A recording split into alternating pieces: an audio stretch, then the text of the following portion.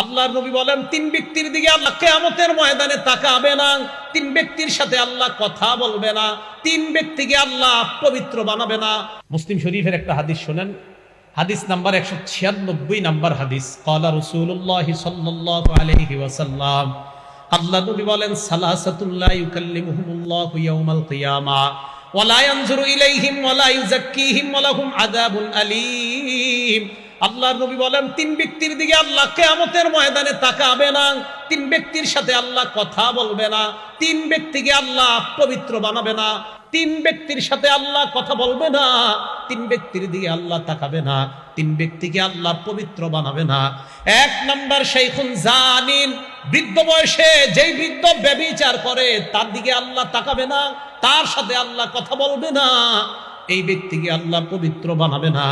এক নাম্বার শাইখুন জানিন, বৃদ্ধ বয়সে যে জিনা করে ব্যভিচার করে, বয়স হয়ে গেছে, ওই বয়সে যে জিনা ব্যভিচার করে তার দিকে আল্লাহ তাকাবে না, তার সাথে আল্লাহ কথা বলবে না, তাকে আল্লাহ পাক রব্বুল আলামিন পবিত্র বানাবে না।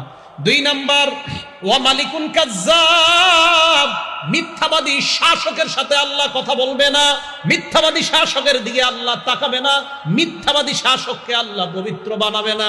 এ হলো দুই নাম্বার। তিন নাম্বার, ওয়া আইলুল মুস্তাকবির, অহংকারী দাম্ভিকের সাথে আল্লাহ কথা বলবে না, অহংকারী দাম্ভিকের দিকে আল্লাহ তাকাবে না, অহংকারী দাম্ভিককে আল্লাহ পবিত্র বানাবে না। একবার বিছানায় মাথা লাগায় চিন্তা করেন, আমার নাম যদি কিয়ামতের ময়দানে অহংকারী হয়ে যায়, আমার আল্লাহ আমার সাথে কথা বলবে না। আমার আপনার নাম যেন অহংকারী না হয়। আল্লাহ আমাকে আপনাকে এই সমাজকে অহংকার মুক্ত হয়ে, আমরা সবাই যেন অহংকার মুক্ত হয়ে কবরে যেতে পারি। আমি আপনি আমরা সবাই যেন জান্নাতে সবাই একসাথে আবার সাক্ষাৎ করতে পারি। আল্লাহ তৌফিক দান করেন। ভাই, অহংকার করা যাবে না। তাহলে বলেন তো, আবার প্রথম থেকে আসেন তো, কিবির কাকে বলা হয়? অহংকারের সাথে সত্যকে অস্বীকার করা। বলেন তো, কিবির কাকে বলা হয়? অহংকারের সাথে সত্যকে অস্বীকার করা। আল্লাহ আমাদের সকলকে সত্যকে স্বীকার করে মেনে নিয়ে আমরা যেন বিনয়ী হয়ে জান্নাতি মেহমান হতে পারি। আল্লাহ তৌফিক দান করেন।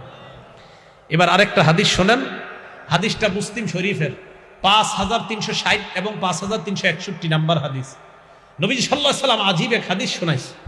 ক্বালা রাসূলুল্লাহ সাল্লাল্লাহু আলাইহি ওয়াসাল্লাম, আল্লাহ নবী বলেন, বাইনামা রাজুলুন ইয়াতাবাখতারু ইয়ামশি ফি বুরদাইন, এক ব্যক্তি একদিন রাস্তায় হাঁটতেছে দুইটা দামি চাদর গায়ে দিয়ে।